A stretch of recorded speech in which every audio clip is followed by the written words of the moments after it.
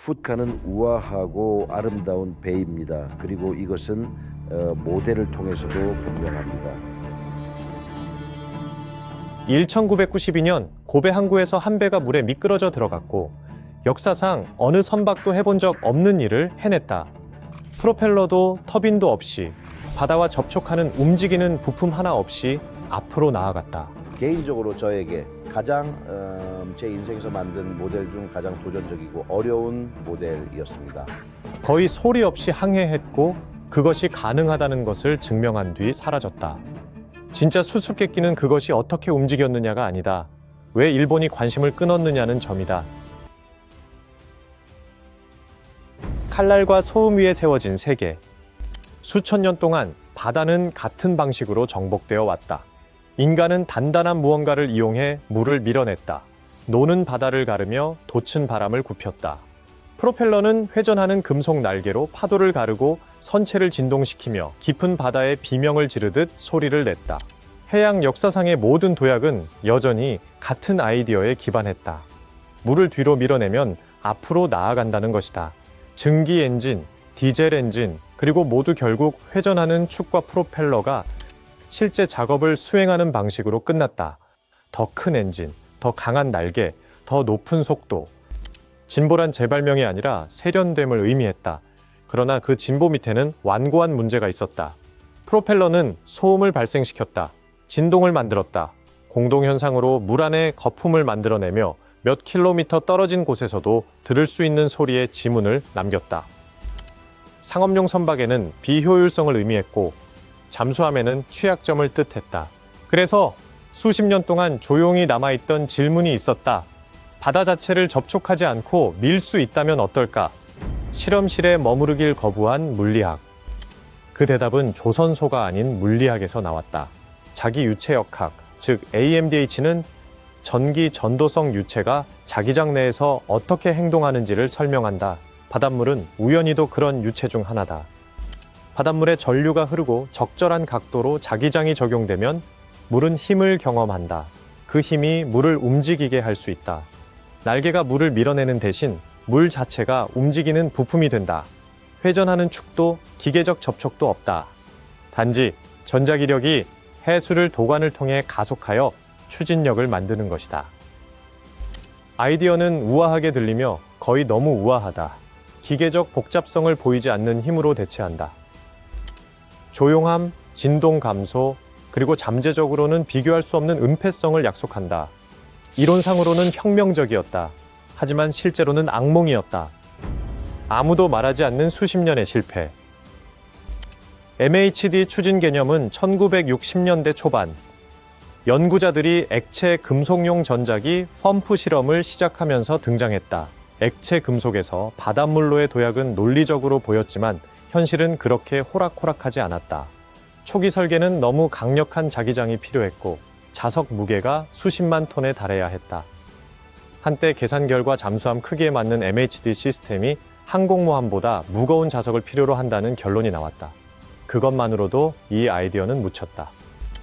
그럼에도 불구하고 시도는 계속되었다. 작은 프로토타입은 조금씩 앞으로 움직였다. 모델들은 시험 수조를 기어다녔다. 어느 것도 확대되지 않았다. 자석은 과열되었고 전력 요구량은 급증했다. 실제 바닷물 저항이 포함되자 효율은 붕괴되었다. 1960년대 후반에는 대부분 연구자가 조용히 포기했다. MHD 추진은 각주가 되었으며 때때로 공상과학에서 다시 떠올랐지만 엔지니어들이 진지하게 받아들이는 경우는 드물었다. 물리학은 작동했다. 공학은 작동하지 않았다. 그리고 그때 일본이 공영에 처했다. 일본의 경제 위기가 불러온 위험. 1980년대 후반 일본 경제는 겉으로는 호황을 누렸지만 내부는 무너지고 있었다. 부동산과 주식 가격은 치솟았으나 선박 건조 혁신은 정체되었다. 국내 조선소는 경쟁력을 잃었고 상선과 엔진은 점점 해외에서 수입되었다.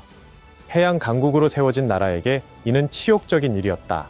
이에 대한 대응으로 야심찬 목표를 가진 연구위원회가 결성되었다. 일본이 여전히 해양공학을 선도할 수 있음을 증명하겠다는 것, 누구도 시도하지 않은 것을 건조하는 것이었다. 모형도 실험실 시범장치도 아닌 진짜 배를 만드는 것. 그들의 목표는 자기유체동력 추진이었다. 그것이 쉬워서가 아니라 미완성이었기 때문이며 다른 곳에서는 모두 실패했기 때문이었다. 만약 성공한다면 배의 개념 자체를 재정의할 수 있었기 때문이다. 이것은 상업적인 모험이 아니라 선언이었다. 불가능한 선체 야마토 1호를 건조하다. 그 배의 이름은 야마토였다. 그 이름은 무게감을 지녔다. 고대 일본과 전시 야망, 심지어 문화적 신화를 떠올리게 했다.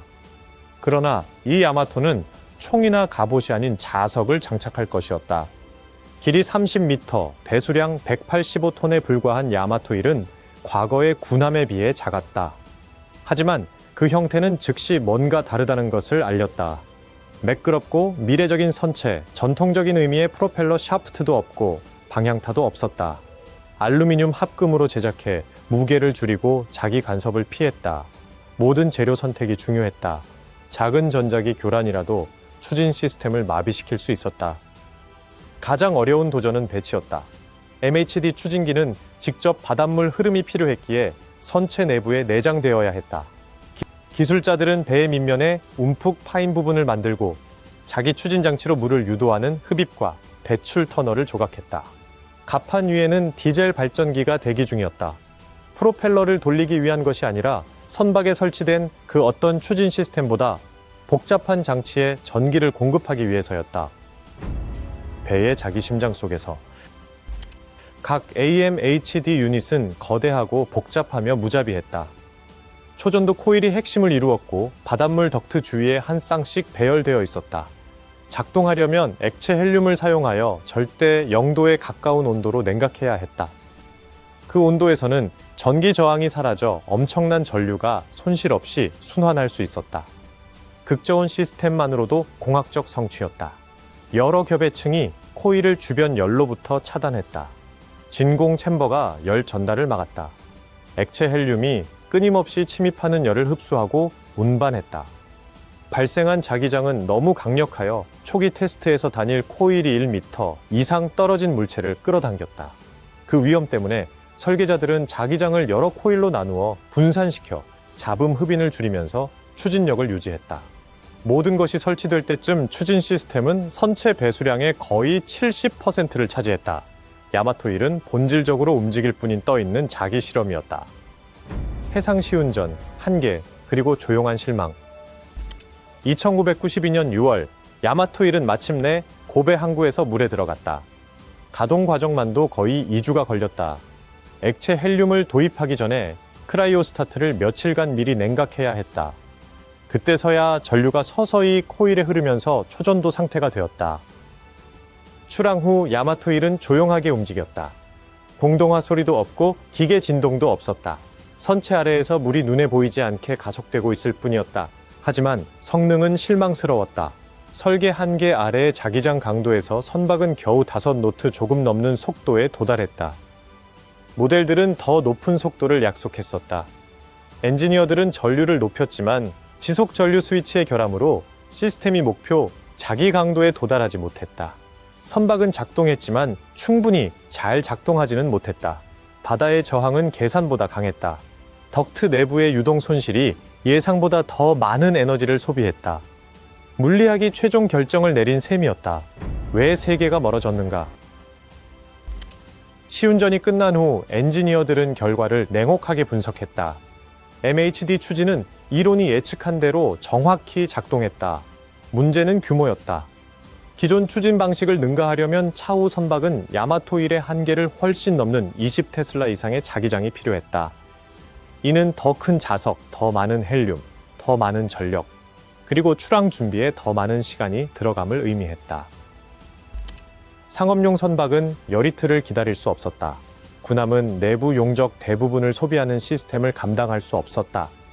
바다에서 살아남는 것은 새로움이 아니라 효율성이었다. 연구는 조용히 어뢰와 실험 잠수함에서 이어졌지만 대형 HD 선박은 조선소에서 사라졌다. 야마토1은 미래를 증명했다. 단지 현재에 실용적이지 않았을 뿐이다. 미래를 증명했으나 그 후 사라진 배. 시험 운항 후 야마토1호는 다시 바다에 나가지 않았다. 고베의 박물관 전시물이 되어 고요한 엔진은 시간 속에 얼어붙었다. 2016년에는 해체되어 자석과 덕트는 기억 속으로 사라졌다. 그러나 그 유산은 여전히 불안을 자아낸다. 한때 움직이는 부품 없이 바다를 건넌 배가 있었다. 기술자들은 교과서에서 불가능하다고 했던 문제들을 해결했다. 물리학조차 잠시나마 협력하게 만들었다. 그러나 경제성과 실용성이 실험을 끝냈다. 야마토 1호는 기술혁명이 실패하는 이유가 그것이 잘못됐기 때문이 아님을 증명한다. 세상이 그 대가를 치를 준비가 되어 있지 않기 때문에 실패하는 것이다. 언젠가 소재가 개선되고 에너지가 풍부해지면 배들은 다시 날개나 소음 없이 움직일지도 모른다.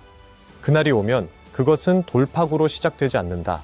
이미 길을 보여준 잊혀진 배로부터 시작될 것이다.